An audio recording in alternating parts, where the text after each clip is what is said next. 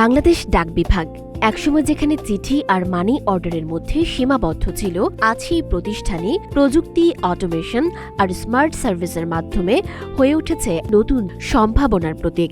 ডাকঘর এখন নতুন যুগের আধুনিক সার্ভিস। ডাক মানেই ডিজিটাল ডেলিভারি।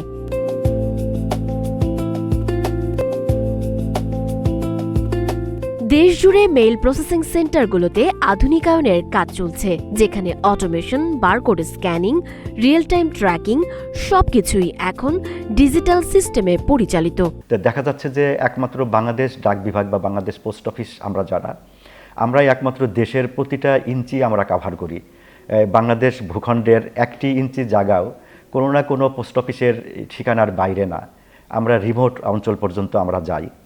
প্রযুক্তির উপরে যদি আমরা নির্ভর করি, সেটা হলো যে আমরা যেমন ইস্যুগুলো বা ডেলিভারিগুলো বা অন্যান্য যে বিভিন্ন কাজে যে আমাদের ডকুমেন্টেশনের প্রয়োজন পড়ে, সেগুলো আমরা একটু পেপারলেস হওয়ার চেষ্টা করছি আস্তে আস্তে। অনেকগুলোতেই হয়ে গিয়েছি আমরা। এখন আমাদের এটা অনলাইনে বুকিং করা বা তারে অনলাইনে তিনি রিসিপ্টটা পাওয়া এবং উনি অনলাইনেই এটাকে ট্রেস করতে পারা, এইভাবে যাচ্ছে। ডাক বিভাগের এই রূপান্তর এখন চোখে পড়ার মতো। সর্বশেষ জাতীয় নির্বাচনে ডাক বিভাগ যে ভূমিকা রেখেছে তা অনেকের কাছেই ছিল এক কথায় অবিশ্বাস্য। খুব অল্প সময়ের মধ্যে পোস্টাল ব্যালট ব্যবস্থাপনা, সংগ্রহ এবং নিরাপদভাবে গণনা সম্পন্ন হয়েছে অত্যন্ত দক্ষতার সাথে। এমনকি 2 জন সংসদ সদস্য নির্বাচিত হয়েছেন পোস্টাল ব্যালটের মাধ্যমে।